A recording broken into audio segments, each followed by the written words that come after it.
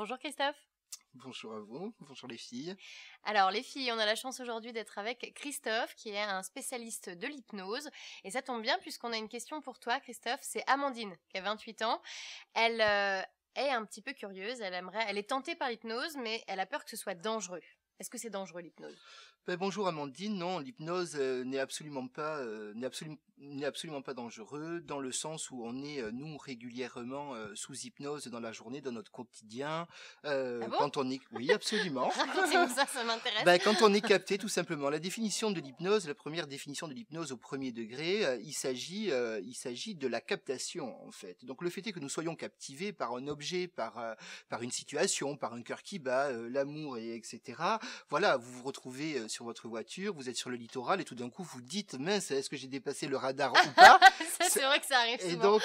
donc ça veut dire que nous étions extrêmement présents, mais captivé, capté par autre chose, Mais une ça, c'est pas quand situation, une émotion, un souvenir, une pensée, quelqu'un, des objets, etc. ce moment où on pense à autre chose comme ça, où on pense à quelque chose, on est focalisé sur quelque chose, c'est de l'hypnose? Oui, bien sûr, absolument, absolument. Vous avez tous entendu aussi parler de la loi de l'attraction, par exemple, de C'est quoi? serait-ce que, voilà, je veux ce sac de telle marque, il me plaît, je le veux, je le veux, je le veux, je le veux, et on focalise, par exemple, sur cet objet. Donc, c'est qu'on est captivé, mais on est en permanence captivé, que ce soit, quels que soient les jeux de rôle que nous avons à jouer dans la vie, le rôle de l'épouse, le rôle du mari, de l'enfant, du fils, de la fille, du professionnel, celui qui travaille, celle qui travaille, etc. Donc on est captivé. Quand vous travaillez par exemple sur un dossier professionnel, c'est sûr que vous n'avez pas le choix que de travailler, mais vous avez le choix d'être captivé. Voilà. En fait, ce que tu es en train de dire, c'est qu'on se conditionne, on peut limite s'auto-hypnotiser.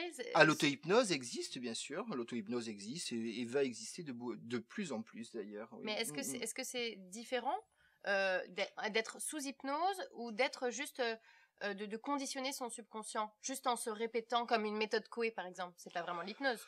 Non, c'est pas vraiment de l'hypnose, mais s'auto-hypnotiser, par exemple, ça va être essentiellement dans un cadre de développement personnel, de focaliser sur quelque chose. Par exemple, voilà, j'ai 5 kilos à perdre. Voilà, comment je peux faire, comment je peux m'entreprendre. En auto-hypnose, on va effectivement, par exemple, focaliser sur des choses, sur le conscient, sur l'inconscient.